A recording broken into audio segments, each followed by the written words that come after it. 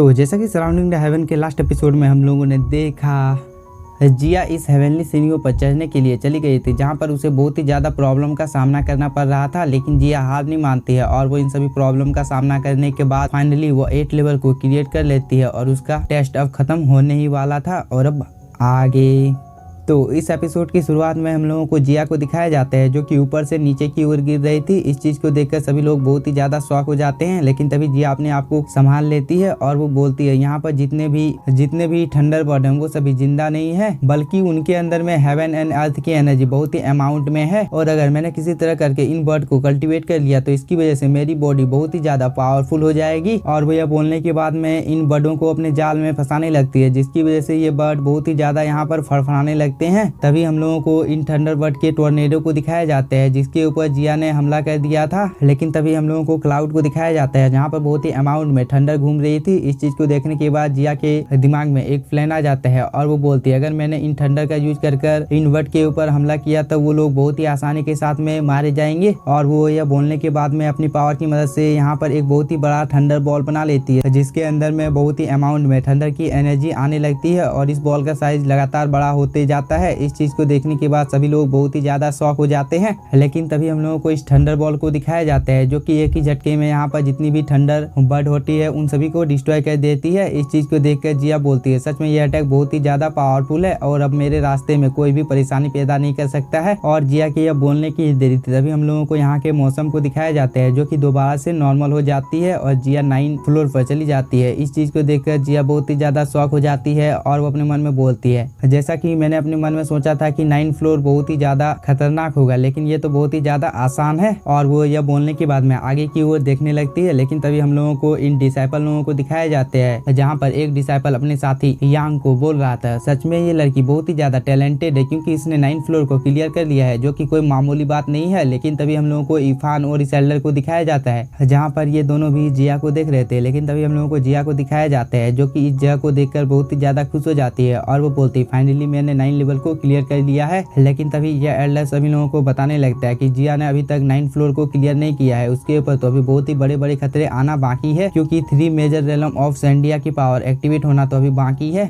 और इस चीज की वजह से ये पैटर्न अब एक्टिवेट हो जाएगा और साथ ही यहाँ पर जितनी भी हेवनली सीढ़ियां हैं वो सभी जिया को नीचे उतारने की अपनी पूरी कोशिश करेगी। लेकिन तभी हम लोगों को जिया को दिखाया जाता है जो कि इस जगह पर बहुत ही ज्यादा स्ट्रगल कर रही होती है क्योंकि यह हेवनली सीढ़ी जैसा कि सेल्डर ने बोला था जिया को नीचे उतारने की कोशिश कर रही होती है। लेकिन जिया भी यहाँ पर हार नहीं मानती है और वो दोबारा से 9 फ्लोर के ऊपर चढ़ जाती है और वो बोलती है तुम अपनी पूरी कोशिश कर सकते हो लेकिन मैं नीचे नहीं जाऊंगी। इस पर जिया जिस फ्लोर के ऊपर खड़ी होती है वो सीधे पलट जाता है जिसकी वजह से जिया नीचे की ओर गिरने लगती है। लेकिन जिया ने टाइम रहते ही इस फ्लोर को पकड़ लिया होता है जिसकी वजह से वह दोबारा से इस फ्लोर के ऊपर आ जाती है। लेकिन ये चीज तो अब घूमने लगती है जिसे देखने के बाद एल्डर बोलता है जिया को अगर इस टेस्ट को पास करना है तो उसे मिरर की तरह बनना होगा। इस बात को सुनने के बाद जिया बोलती है लेकिन ये चीज तो यहाँ पर शांत होने का नाम ही नहीं ले रही है, आखिरकार मैं इस जगह पर कैसे सरवाइव करूंगी। और वो ये बोलकर अपनी पावर का यूज करने लगती है और वो साथ ही बोलती है यहाँ पर जितनी भी सीढ़ियां हैं उन सभी के ऊपर एक पैटर्न बना हुआ है और इस चीज की मदद से मैं बहुत ही आसानी के साथ में उन सभी सीढ़ियों को जोड़ दूंगी जिसकी वजह से मैं इस टेस्ट को पास कर लूंगी। और वो ये बोलकर इन सभी सीढ़ियों को यहाँ पर जोड़ने लगती है। लेकिन इस चीज में जिया को पहले में तो थोड़ी सी प्रॉब्लम होती है लेकिन वो हार नहीं मानती है और वो अपनी बहुत ही अमाउंट में स्पिरिचुअल एनर्जी को यूज करने लगती है जिसकी वजह से वो एक ही साथ यहाँ पर जितने भी सीढ़ियों के टुकड़े होते हैं वो सभी को कंट्रोल करने लगती है और एक एक कर इन सभी को इस मेन पिलर में जोड़ने लगती है और वो फाइनली इस चीज में कामयाब हो जाती है जिसकी वजह से ये सभी सीढ़ियां एक बहुत ही ज्यादा खूबसूरत फ्लावर का रूप ले लेती है। इसके बाद जिया इस एल्डर के पास आते हुए बोलती है सच में ये टेस्ट बहुत ही ज्यादा आसान था। लेकिन तभी हम लोगों को इस फ्लावर को दिखाया जाता है जिसकी पावर एक्टिवेट हो जाती है और एक बहुत ही अमाउंट में एनर्जी आसमान की ओर जाने लगती है। इस चीज को देखने के बाद जिया एल्डर को बोलती है एल्डर ली मैंने इस टेस्ट को पास कर लिया है ना। इस पर एल्डर जी भी हाँ बोल देता है। लेकिन तभी हम लोगों को यहाँ पर 2 एल्डर को दिखाया जाता है जिसे देखने के बाद ये सभी डिसाइपल उसे ग्रीट करते हैं। लेकिन तभी इरफान अपने मन में कुछ सोचने लगता है कि मैं जब हेवनली सीढ़ियों पर चढ़ा था तब मैंने गलती से शायद इन लोगों को इस चीज के बारे में बता दिया था। इरफान अपने मन में ये सब सोच ही रहा होता है। लेकिन तभी फर्स्ट एल्डर बोलता है